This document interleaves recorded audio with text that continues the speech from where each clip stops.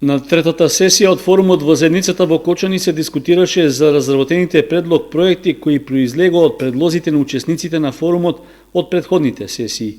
Од 4 проекти, повлечен беше оној што се однесуваше на реконструкција на кровот на објектот на детската градинка Павлина Велјанова. Представник на предлагачот рече дека во предвидениот рок нема да може да се исполнат условите за изработка на технички проект за да се запази рокот за негова реализација.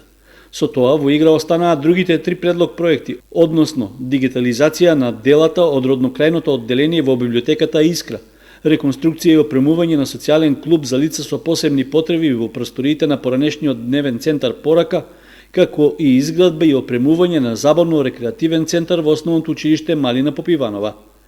Тие ќе се најдат на листата за гласање за приоритет, пошто ќе бидат финансирани од проектниот фонд од 50.000 швајцарски франци, што ги обезбеди Швајцарската агенција за развој и соработка преку амбасадата на Швајцарија.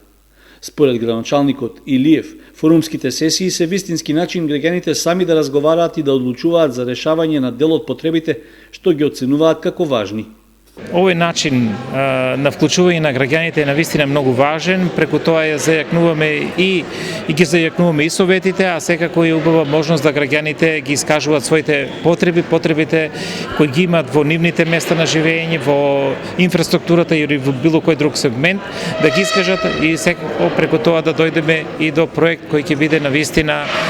најреално потребен и прифатлив за граѓаните да го реализираме во следниот период. Форумските сесии во Зедницата се реализираат во рамки на проектот за јакнување на општинските совети, што е финансиран од Швајцарската агенција за развој и соработка, а го спроведува UNDP и општина Кочани. Четвртата и завршна сесија се очекува да се одржи во текот на октомври, на која ќе биде познато кој предлог проект ќе го добие грантот за да биде и практично реализиран.